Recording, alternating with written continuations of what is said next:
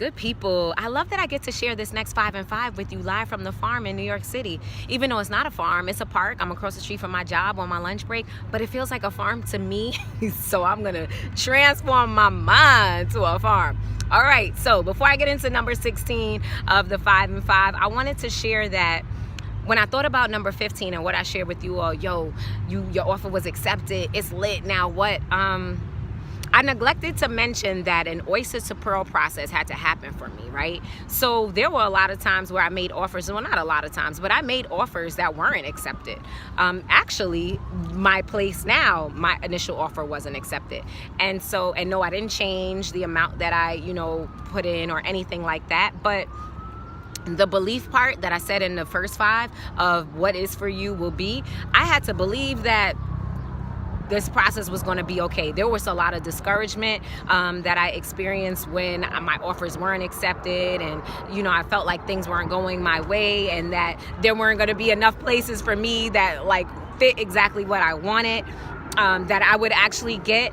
But it's here it is. And so the long story short of it is that you may or you will experience an oyster to pearl experience or situation, but just know that if you have that belief, know that it is all happening for your good. And so I just say stay encouraged. And with that, number 16, buckle up for the ride. I don't know if that was like a seatbelt move or what, but yeah, so the ride is here, right? After your offer was accepted, things are going to kind of kick into high gear. So, just kind of know, if you're on the road, there are going to be traffic lights and stop signs and maybe road rage and a lot of things that might occur in order for you to get to your destination, or just might happen while you're on the journey to your destination. But, just stay committed to it. If it's a goal that you have and that you are, focused and dedicated to making it happen, then it will. So with that, number 17, get that lawyer. Okay. So you need that representation, because once your offer was accepted, what are the next steps? You need somebody guiding you through with that. And so I am so thankful for Angelica. If you want her number, she's in Harlem. I'll let you know. But I'm so thankful for her, because she really took her time to really give me the step-by-step on what I needed to do and what was going to happen in this process, so that I could kind of have a good timeline and that I was just not freaking out about things. So get that lawyer in. Number 18, who gotcha? Separate the weak from okay, so no, not that, but who gotcha? Like, who is your representation as far as your lender? Not even representation, but who are you gonna pay that mortgage to? So again, if you're paying cash, shout out to you. If you're not, this is the time to really, once you speak to your lawyer, they're going to encourage you to, okay, you need to be narrowing down, who's going to lend you the money and who are you going to actually apply for the loan from. So for me, I would say, like I said before, to really try to build the team early, because it became kind of fast paced for me, because I'm like, oh wait, I don't know if I asked enough questions. I'm not really sure. So if you have people in mind beforehand, I would really encourage you to try to at least have a person pinpointed.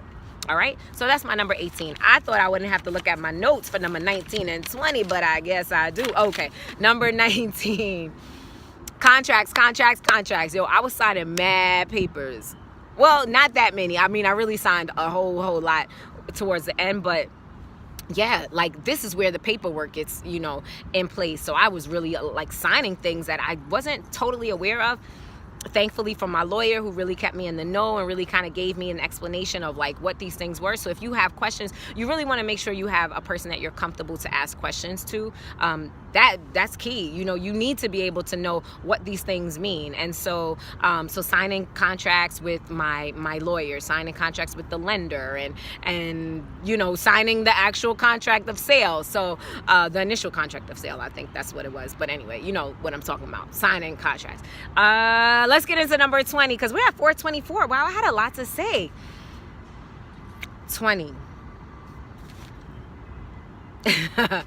Paperwork. Yo, get your paperwork in order. I'm talking tax returns, the W-2s, 1040s, whatever it is, bank statements, the investment statements.